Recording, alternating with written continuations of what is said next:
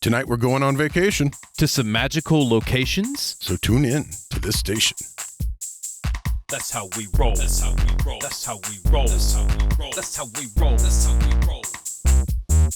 That's how we roll. That's how we roll. That's how we roll. Welcome to the Goblin's Corner. My name is Eric. And I'm Matt. And tonight, We're talking about magical locations. that's right, we've been doing several episodes lately on storytelling. Mm-hmm. And tonight, we're going to show you 8 different magical locations that you can interject into any game, I dare say, that's fantasy related. Basically, we gave you an entire episode on magical vehicles. Now we're going to give you places to go with them. Yeah, you got that magical school bus. Now, jump in the magical school bus and go to this awesome cage that contains a god or Sure. a floating pyramid. By the way, both of which we have for this evening for you to listen to and absorb into your campaign.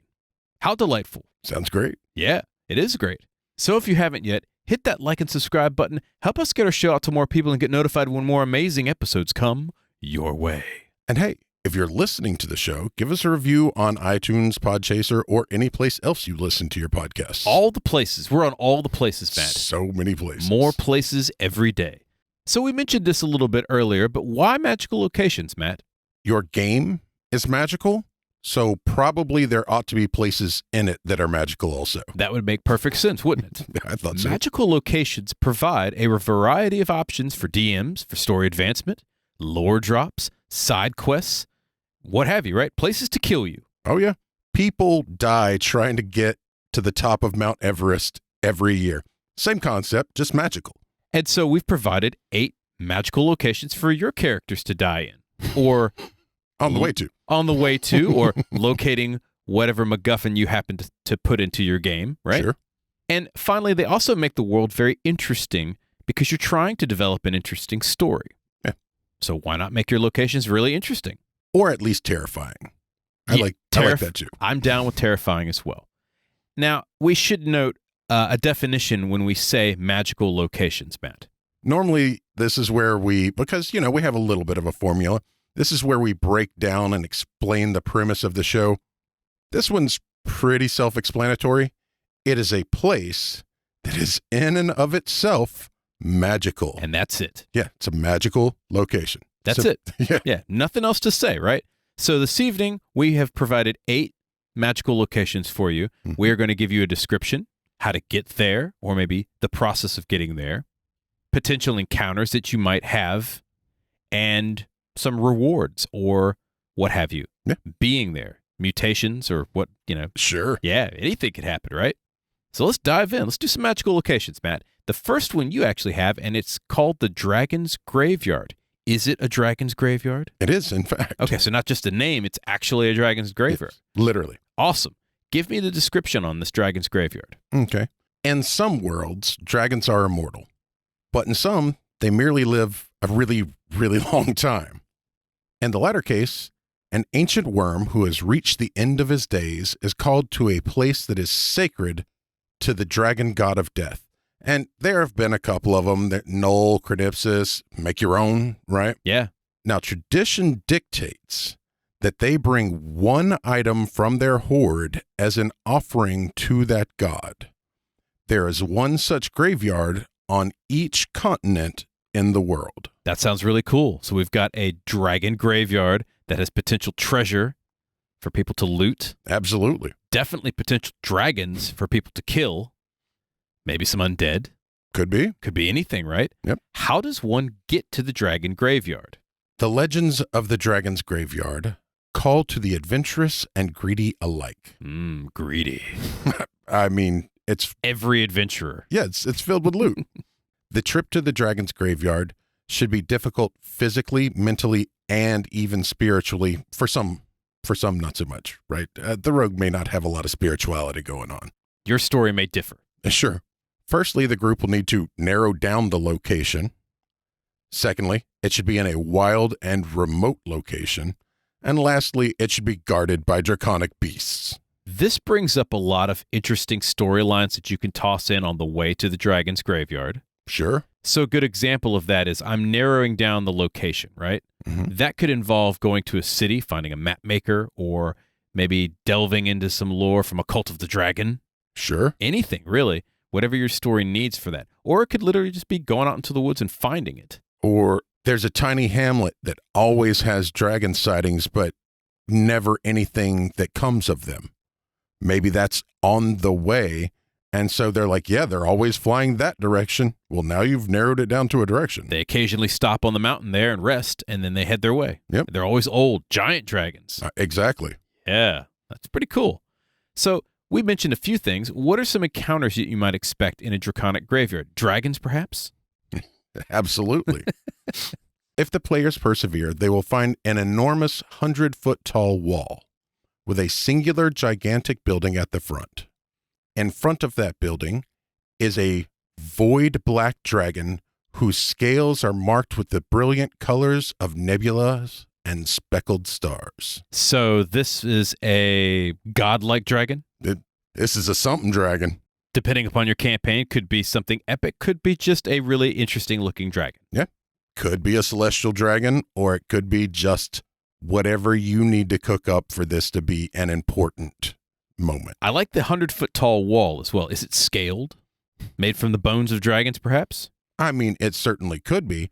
I honestly considered it like mirror, nigh unclimbable. Okay. Short of using magic. This is just a wall. It's not like there's no ends or anything in this wall. There's not a Best Western there or anything like that. No. Okay. There's one building that acts as the gates, and all the way around it's just a wall.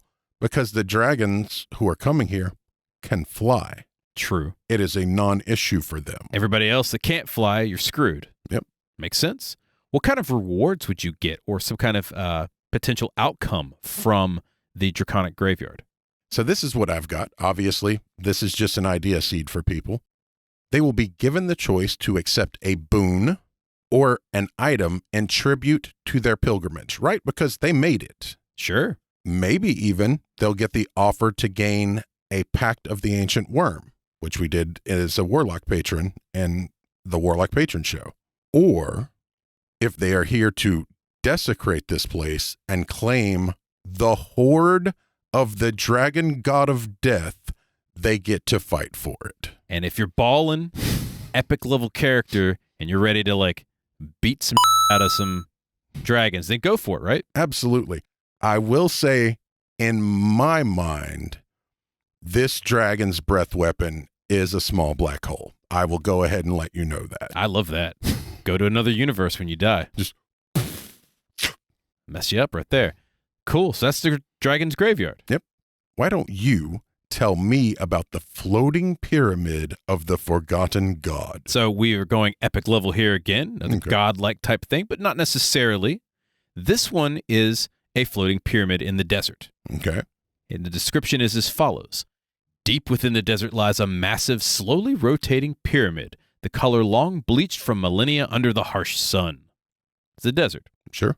Dedicated to a forgotten deity, this long-neglected monument slowly floats over the blasted wastelands and dune seas, sometimes hovering mere inches over the burning sands, and other times hundreds of feet into the air. Okay. Cool, right? Yeah. Yeah, great mental picture. Dark shapes circle the apex of the pyramid, sinister and spectral. No one knows who created the pyramid or what powers it, but all who have gazed upon the chamber are convinced untold riches lie waiting for those with the fortitude to brave its chambers. Okay, couple things here. Thing one, this reminds me of the old Spelljammer Lich pyramids. Yes. Thing two, no one knows who created it, but all who gaze upon it are convinced untold riches lie within. It's a floating pyramid. Of course, there's got to be something in it. No.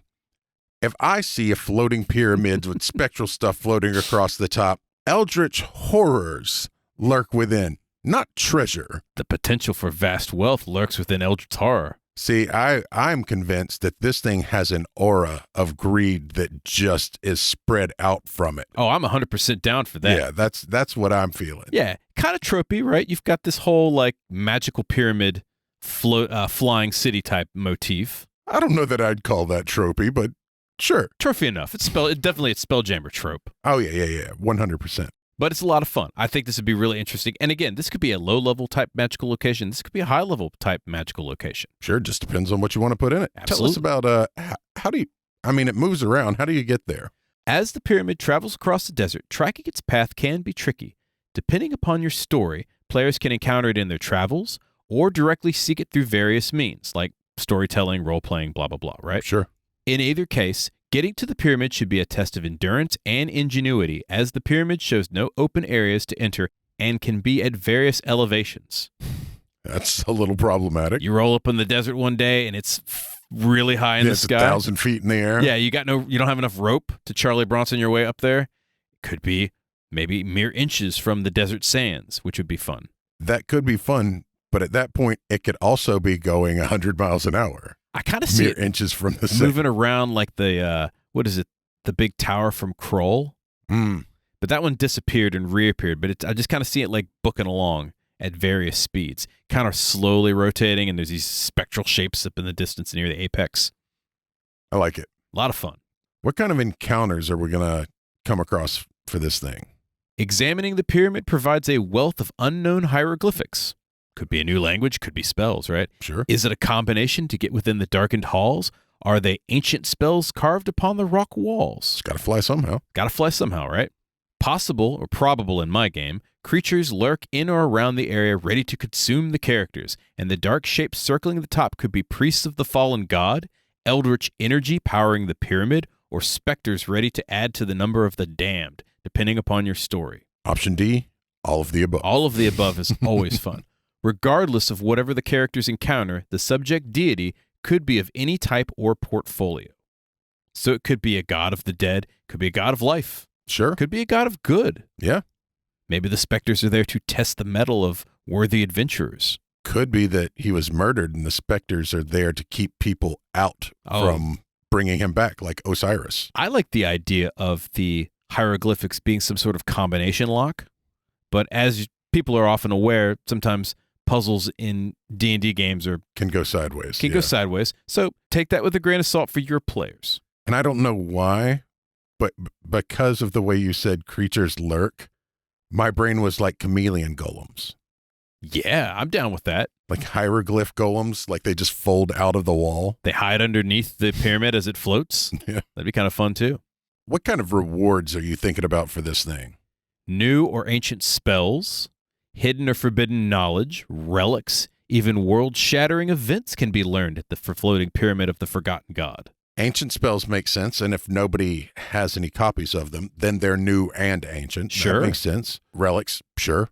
World shattering, well, yeah, I guess there could be something locked in here, so yeah, something that mortals were not meant to see, or maybe the fate of the world, right? Sure. Maybe it's the answer to saving the world. That's also fun too. Again, it's speed of plot, right? Yep. One could even unleash a long-forgotten deity upon the world or its servants. Whatever is gained should be new and epic. I said to myself, I said, this is how your game becomes a zombie apocalypse game. That would be hilarious and awful.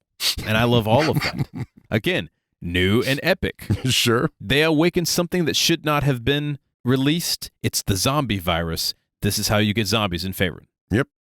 You're welcome. And it's transmittable zombies. Yes, fast zombies. Bad, fast zombies. So there you have it, right? Floating pyramid of the forgotten god. Sounds delightful. Now, next up, we have the abandoned Arcane Academy. Matt, tell me a bit about this. What's the description of this? This place is an abandoned and partially ruined campus from a former Arcane college. It's covered in oddly twisted vegetation and mosses, unusual critters with too many or too few appendages or eyes scurry about. That's nice. When the players find it, there are minor magical trinkets littering different buildings. There is also an intelligence here that still controls minor magics that is the reason why this place isn't in complete ruins. I see this as a magical disaster area. Yeah. Like it's still upright, but there's strange mutated creatures like you mentioned. There might be some living spells flying about, maybe the spirits of past professors. Sure. A lot of fun ideas in this. Yeah, I also like the idea that, like, if you cast, because, like, if you consider it a magical disaster site, right? If you cast Detect Magic, instead of seeing, like, the static auras of things, there's just like, oh, look, there went a wisp of necromancy. Oh, there's some transmutation just kind of roaming around. Yeah. You know, it'd be fun with this also is be like a Haunted Mansion style if you're going more comedy. Sure. That'd be hilarious as well. Or even you go a little like wizarding school type stuff. This would be great for Strixhaven. Yeah. This could maybe be like a forgotten wing. Maybe an epic spell went off or a spell battle between a bunch of professors. Could be. And this could be it. How do you get there? This could either be a plot hook, a marked location on an old map, or the players may happen across the ruins when they're just out exploring somewhere. If it's played as a plot hook, maybe some sage wants to know what happened to this once respected bastion of learning, or the great-grandchild of one of the professors or the headmistress or whatever wants to know what happened to their great-great-grandmother or just the place in general. This would also be, and this is completely left field here, but this is how we do our show. It could literally be, I grew up in the ruins. Like you're already there. Sure. Or maybe you grew like on the outskirts of the ruins and you found it as you grew up. That would be kind of cool. Yeah. Like maybe you're the offspring of the people from the college. Somebody who survived whatever happened. Yeah, that'd be kind of cool too. Let's talk a little bit about some encounters in the abandoned Arcane Academy. From my perspective, the premise here is that the school fell due to a breach to the Far Realm, and the PCs must clean out hordes of aberrations and figure out how to close the breach. Eldritch horror. Exactly. Hence the animals with too many or too few legs and eyes and such. Yeah, mind flares, all kinds of intellect devourers. Yeah, you just scale it to wherever your party is at. Whatever's clever.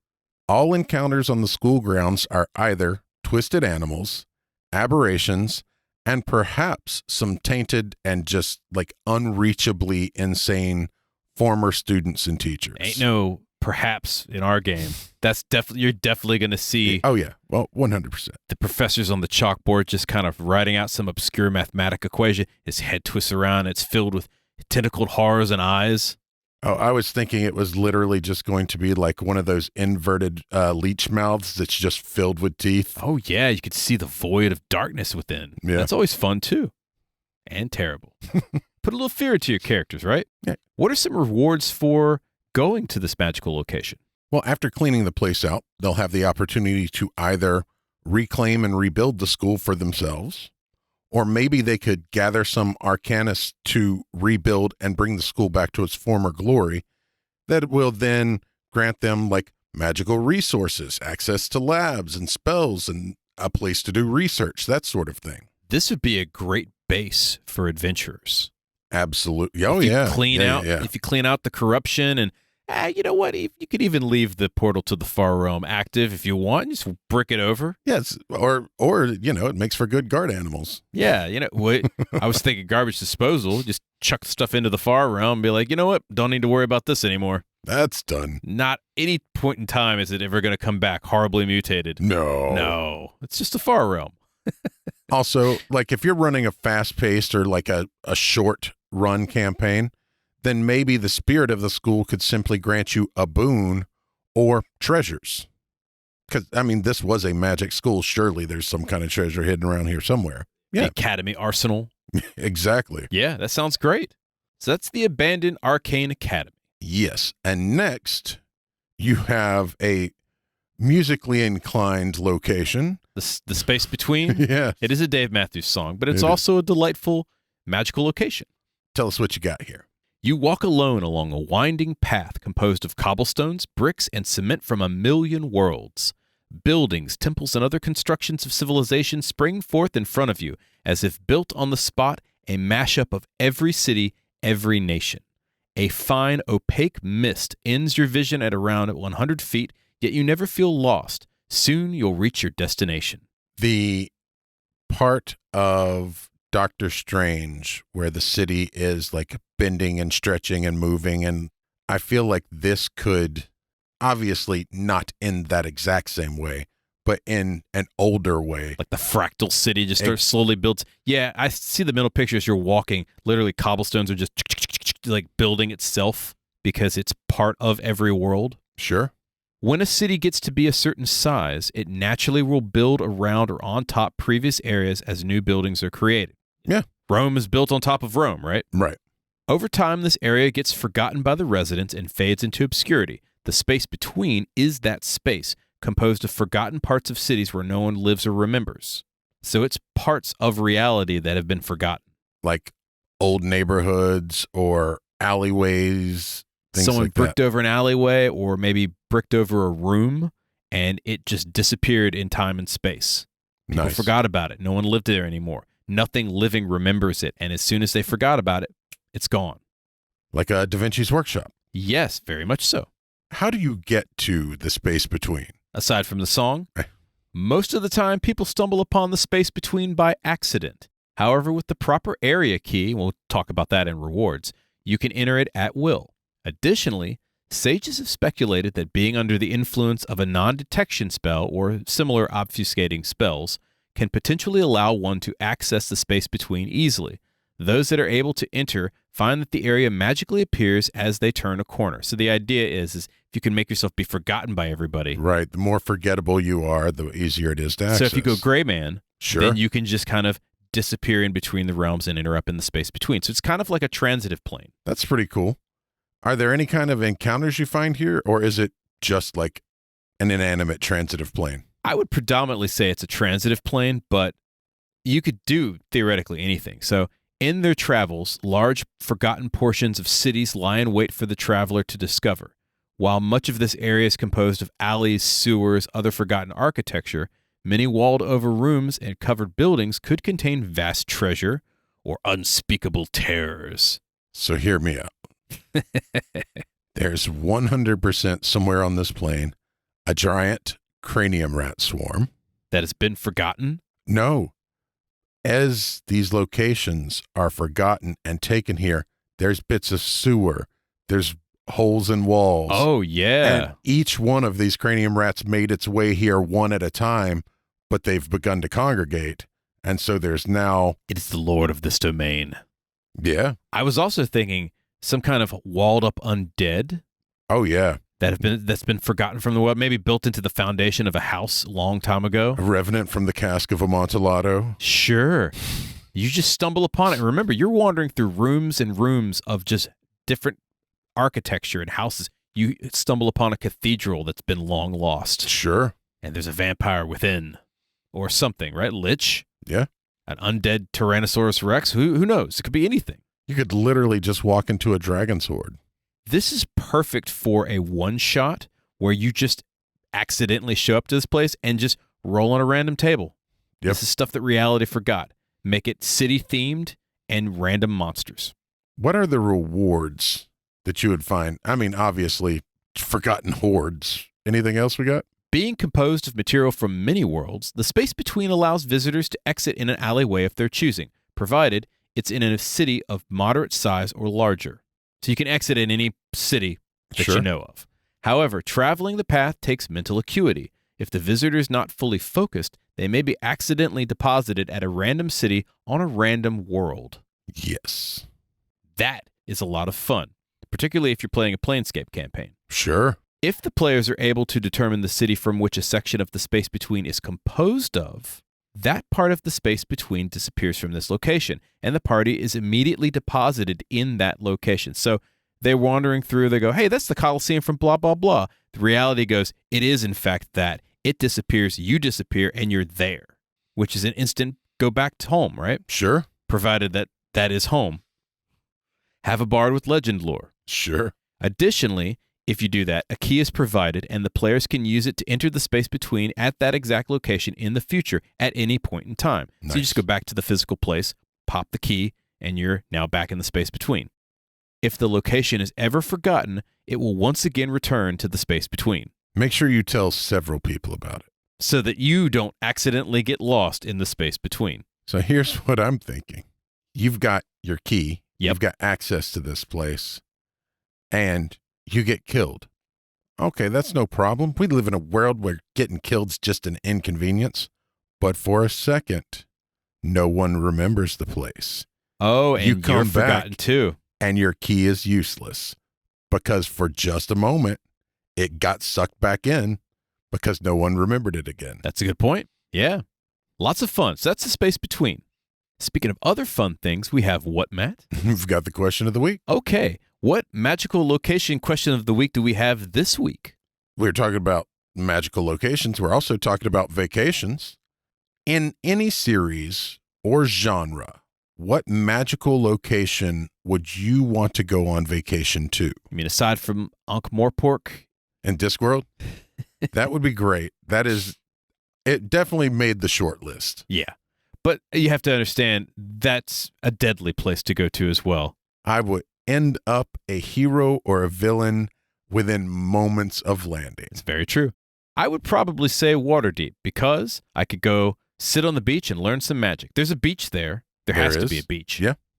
And while the water's probably cold, that's fine. I can deal with that. And and I can hang out with the Sahagin. Yeah. They've got surfboards and such. You know they're working on their beach bods. Surfers. Oh, absolutely. They're just chilling. They've got their beach bods. They're just squirting lotion all over their scales. Got to be more shiny. Talking about the nerd wizards that live in Waterdeep. Sure. I'm going to be one of them. Be a nerd wizard and maybe learn to surf. Yeah, there's lots of potential there. I actually am a little more split than you, which is an unusual turn of events for us because usually you've got 2 or 3 answers. You've got a couple this time, huh? I do. I either am going to go to one of the houses of joy for the temples to Lyra and learn cleric and bard magic straight up, or I'm going to find a druid circle and learn druid magic. Yeah, get into like a little drum circle and start learning to shapeshift to a bear to bite people's faces off. Absolutely. I'm down with the face biting. I might druid it up as well, but I've got to learn some arcane stuff first. Some little wizard druid action. Yeah, then I can become an arcane hierophant. Or you could just go wizard long enough that you get shapeshift. It's true. And then you could just face bite all day. Exactly. A lot of fun with that. Of course, we're always interested in what your answer to the question of the week is. And if you can, hit us up at Goblin's Corner on the various social medias that Matt generally posts to. I like how both of us answered that question fully cognizant of the fact we're not coming back. Yes. We're never coming back if we go to that magical location. Yeah. We'll write a farewell letter and we'll see you later. Love you guys. We'll see if we can figure out how to get you here. That's right. So we're talking magical locations, and we've got 4 more interesting magical locations, and this time you've got a sacred pond. Yes, indeed. So tell us about the sacred pond of Moya the Tranquil. Very interesting. Legends tell of a sacred pond found in an ancient grove deep in the forest primeval. These legends say that those who find the pond and are found worthy on their journey may bathe in its water and be healed and cured of any ailment. Oh, cool. So we've got the Fountain of Youth, basically. Yep. Awesome. How does one get to this sacred pond? The directions to its whereabouts are not difficult to find, but very few are worthy enough to lay eyes on it. The quest to find the sacred pond begins the moment the party chooses to make this journey. So this is speed of plot type dynamics we're dealing with here. Yep. But also the tests, which we'll get into, begin at that moment. So when you say, I'm going to the sacred pond of Moya the Tranquil, then the tests begin. Yes. Okay. And those, what type of tests are we talking about? Are we talking about encounters here? Yes, but in a non-standard way. All right, let's talk about encounters. Seems a good segue. On their journey, the players will come across several opportunities to help those in need, mediate disputes, and choose to aid the cause of tranquility in the world. Any breach of tranquility, other than in self-defense, this includes instigating the need for self-defense, Okay. will mean that the players must return to the place they began their journey and begin again. You realize that for most players, this means they will never reach the sacred pond. I do. I also, depending on what type of game you're playing, what have you, right? I would not tell them that that's how the quest begins. I would only present them with the encounters on their trip. And as soon as they screw up and become the bastards that they generally are, Yep. They turn a corner and they're right back where they started. Yes. Yeah, harsh lessons. Talk to me about some rewards visiting the sacred pond of Moya the Tranquil. The spirit of Moya the Tranquil will allow successful groups to soak in the healing pond, and if they have a pressing need, will allow the party to take a vial with them. Oh, so you could take a little bit, maybe go heal the person whose quest you went to save anyway. Exactly. Nice. Good MacGuffin. If the party should foolishly sell this gift, they will be cursed for 1 week as the spell and never be able to find the pond again. Yeah, can't be greedy. Nope. If you're on a quest to save the king's daughter, right? Cool. You save the king's daughter. But if you're like, oh, we have the vial, it's going to be $100,000 to save your daughter, king. We've just raised our price. Now you're cursed. Cursed, yep. I say. That's how it goes. Yeah. This is about tranquility. This isn't about profit. Yeah, Moya don't play that. Why don't you tell me, speaking about tranquil places,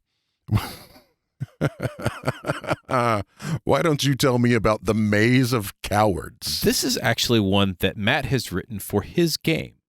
And so it exists. We've expanded the lore just a tad for the purpose of this. The description is as follows. In the ancient city of Yggdralen lies a foundation composed of clear crystal. Those who stand upon the foundation and gaze into the depths see below them an enormous maze filled with screaming, terror-filled denizens. Yep. Starts off with a bang, my friends. At the center of the maze lies an enormous emerald dragon, maw seething with vaporous nightmares. It's an emerald dragon. Yeah, They that's breathe what they nightmares. do. Yeah, that's what they do.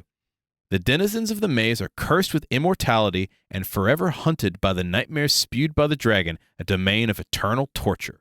It's a good vacation spot. Oh, yeah. Definitely can roll up a little mat and get some sunscreen there. What is the city of Yggdralen? Why is this thing here? So the city of Yggdralen was an ancient fortified city. In times past, the city of Yggdralen was the military seat of an empire, raised by jungle in defense against invading forces. Where they pooled all their military resources. Sure. Those who forsook their oaths to the city were cast into the maze of cowards to live in eternal terror as the curse of their fear and as an ever-present example to the populace. So you run from battle.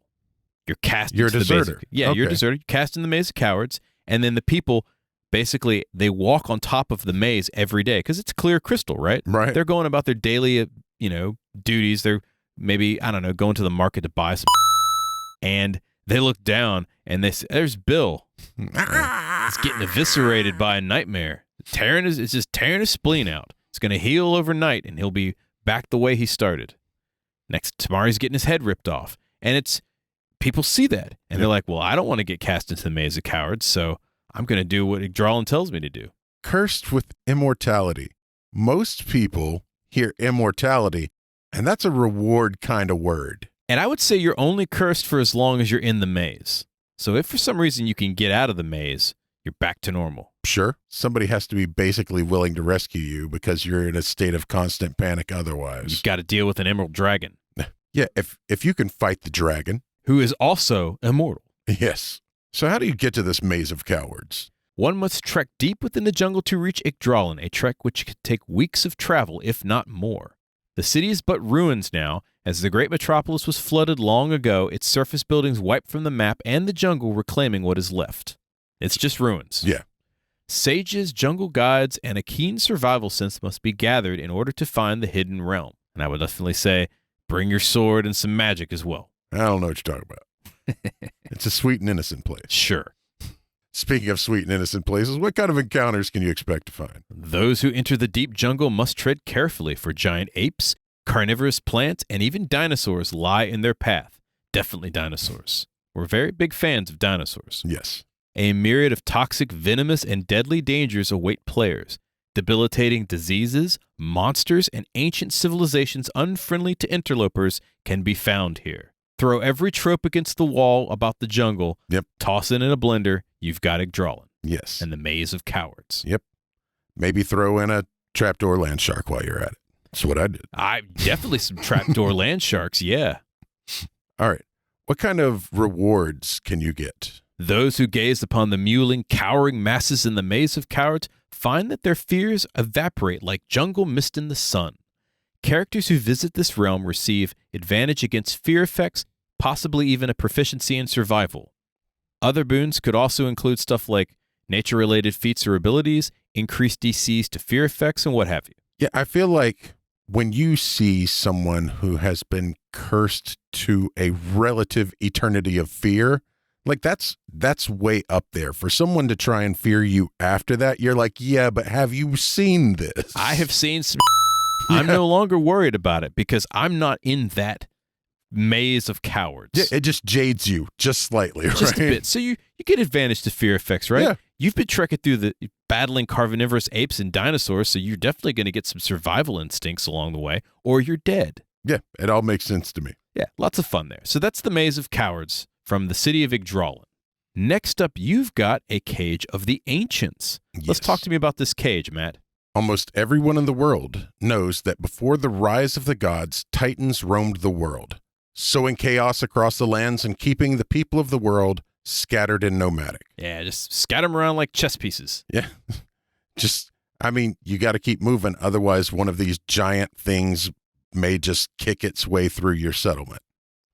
Now, here is like the Greeks or whatever have you, right? You're going to insert your pantheon and however they were created. Insert Birth of the Gods here. Right. Changed all of that. And even those deities that were born as mortal enemies banded together to destroy the Titans.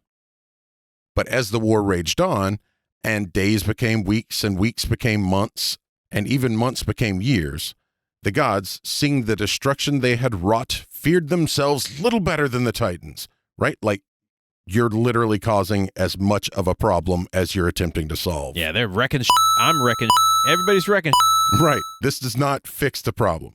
So instead, they turned their energies to laying a trap to capture and imprison the Titans forever. Just as everyone knows the stories of the Titans' imprisonment, they also know where they remain imprisoned. Far to the south on a frozen continent lies a ring of 14 volcanoes, one for each Titan. Very cool. So if I journey far enough south in the world, I'm going to come across, could be a continent, could be an island, Sure. some kind of frozen land. This says frozen continent, but it could be anything, really. Yeah. It could be just a ring of volcanoes jutting out of the polar ocean, right? And just ice flows around it. And each one has a Cage of the Ancients in it. Yes. Very cool. How does one get there? By boat? That's a great start. The trip to the Cage of the Ancients is perilous and long, leaving the civilized lands to make their way through uncharted wilderness and across seas littered with ice to arrive at an island with frozen shores, but whose geological heat and sooted skies have created a toxic swamp that reaches to the feet of the volcanoes. So it's cold, deadly, toxic, and then there's volcanoes. Yes. That So- sounds awesome. So like the shores are frozen, but as you get closer, it just turns into a hot, toxic swamp. What kind of monsters and creatures would you encounter on this hot, toxic, cold swamp? I feel like you're going to have to homebrew some of this stuff. Yeah. Strange and otherworldly chemosynthetic plants and invertebrates spray poison, pollen, or grasp with paralytic tendrils, while alien animals that survive off of that kind of food stalk the landscape. Primordial creatures birthed from the primal chaos lurk within the depths of the volcanoes. This is great. So you could have some kind of tube worms mixed with furry critters, mixed with, I don't know, a crinoid. Yeah. I would definitely say go look at the Cambrian explosion, toss that in a blender, and throw it on this continent. Yes. That would be a lot of fun. I like the idea that like everywhere in the world, everywhere else in this world is, fantasy world, maybe Greek mythological world, right? And then you get here and it's aliens. Terror. Yeah. This is a great place for custom worlds, custom monsters. And if you haven't seen our custom monsters episode, go check it out. Yeah. What kind of rewards lie in wait for those who breach the Cage of the Ancients?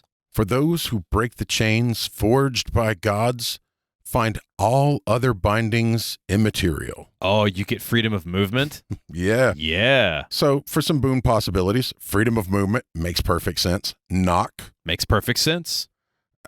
Maybe since there are ancient titanic beings here, you could make a warlock bargain. With the Titan? Yeah. Sure. Maybe you learn the secrets of bindings, right? Because you're seeing cages and spells and stuff that are wrought by gods.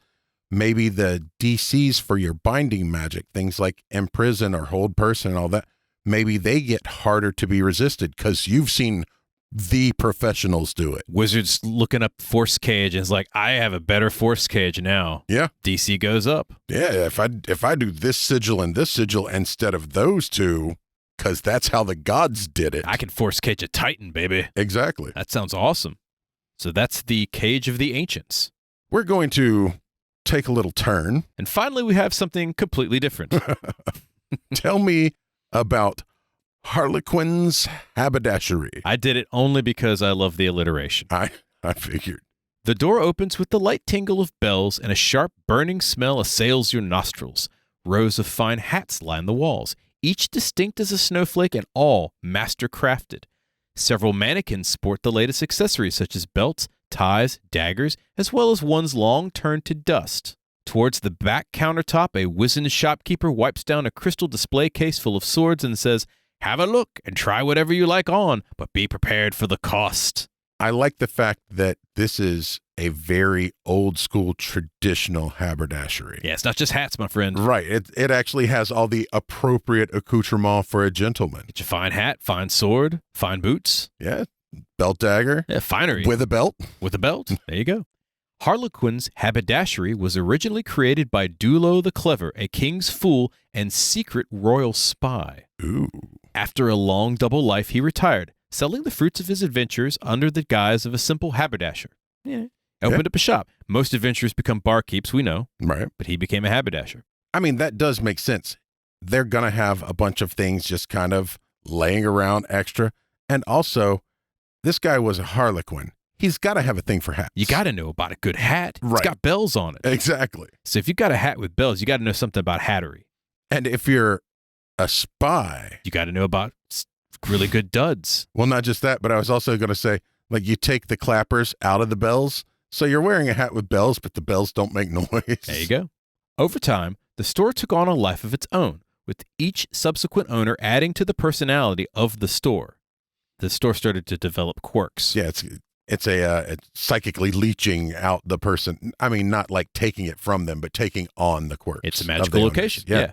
Now the store runs itself, the shopkeeper an amalgam of the previous owner's personalities in the form of an animated mannequin. Okay, so basically it's decided to coalesce these personalities onto a mannequin. Yeah, all the people that own the shop now has become a mannequin. And now the shop owns itself. That's right. Nice. How do you get to Harlequin's Haberdashery? The only way to get to Harlequin's Haberdashery is through someone who has previously been there. Interested parties must ferret out a visitor and convince them to give the location, which changes periodically. Nice. So it moves around. It moves around a little bit, right? Curiously, the store is always in a location the party needs to be, but not necessarily where they want to be. Moving at the speed of plot. Sure. What kind of encounters? I mean, I feel like you're going to meet the mannequin, but sure. Is there anything else you're going to encounter in the store? Aside from the shopkeeper, players must contend with the price of whatever object they wish to purchase. So there is a price, a cost. I like the capital P on this for those of you who can't see it here. It is a capital P. All of the objects within Harlequin's Haberdashery are magical, and any magical item the DM wishes can be found there. So reach into the DMG or whatnot. Right. There's a magical item here. However, payment is not with gold or silver, but rather the coin Dulo the Clever once favored, information. Nice. Players can pay with information from their minds, be it their first kiss, the name of their father, or the secret password to the royal vault. Sure. The price factored should be sufficiently detrimental to the players according to the value of the object received. So if they're going to get something fancy, they're going to lose a lot of information, right. And they should play it properly. So this is definitely I get a magic item for storytelling aspect type price to it. Right. Alternatively, if the players can negotiate with the shopkeeper, roll a check, they may instead pick up a derangement instead of losing precious memories, although this could be potentially a far steeper price. Sure. And I like the fact that he's not trading this information in I know something and now we both know something. It's you lose the information from your mind. Now, you can also buy information, which we'll get to in rewards. But yeah, if you want a magic item, the price should be something out of your head, or I stick a derangement into your head. Sure. So if you want to go crazy, it might be kind of fun. You might get that magic item. You need that belt of giant strength. Sometimes being a little nutty. Mad as a Hatter, perhaps? Yeah. That's what you need, is something that sets you into a rage. That's the derangement you got for your belt of giant strength. Oh, God, you're just raging all the time? Why not? You hate the color red. Every time. As you burst through other people, get it all over you. It just makes you even madder. It's true. I wasn't even thinking about the blood. Oh, that's great. Tell us about the rewards from this place. Aside from the magic items, players can also receive valuable information as well with a sufficient check. Again, talk to the shopkeeper, right? Sure.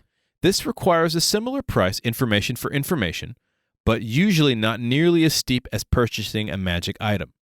So if you roll particularly high with the shopkeeper, maybe you can just say, here's some information I have, and it doesn't get ripped out of your mind. Right.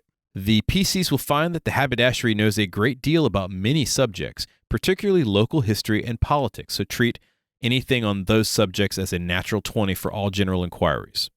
Nice. It just rolls a 20. Yeah. So anything that you could get from a general 20 on a dice, you can get out of this Haberdashery. That's really cool. Yeah. So good for plot, good for story. You want to give your characters some magical items for free? Of course you can. Of course there's a price. They might go crazy, or they might lose memories out of their skull. You know what I would do? As a character, I would devote learning all of the newest fashion from as many places as I could. To give to the Haberdashery? Because then it's lost and you don't care about it. Exactly. But it obviously cares about it because they've got new styles in the shop. That's a great idea. So there you have it. 8 magical locations for you to interject into your campaign to provide a little bit of story, a little bit of fun, lore, maybe even some amusement. Yeah, it could even be a whole campaign if you wanted to draw any one of these out. Any of these could be an excellent side quest or starting campaign. Absolutely. Any questions or comments? Hit us up at Goblin's Corner on Twitter or Mastodon or the various social media channels, pretty much all of them. Yeah. You can also comment down below. On YouTube as well. Did you enjoy this podcast? We've got a whole Haberdashery full of more. Subscribe to it on your favorite player, YouTube and Twitch. You can also do us a favor and click the 5 stars and give us a review on iTunes and Podchaser. On YouTube, hit the like and subscribe button. It helps get our show in front of more people, and it feeds the hungry algorithm. Which is currently approaching you with a tape measure and the smell of mercury about its brow, saying, let me fit you for a nice hat. Sure. Certainly the algorithm is mad as a hatter. That is fully accurate. That's all the time we have for tonight. Once again, my name is Eric. And I'm Matt. We'll see you next time. Good night, folks.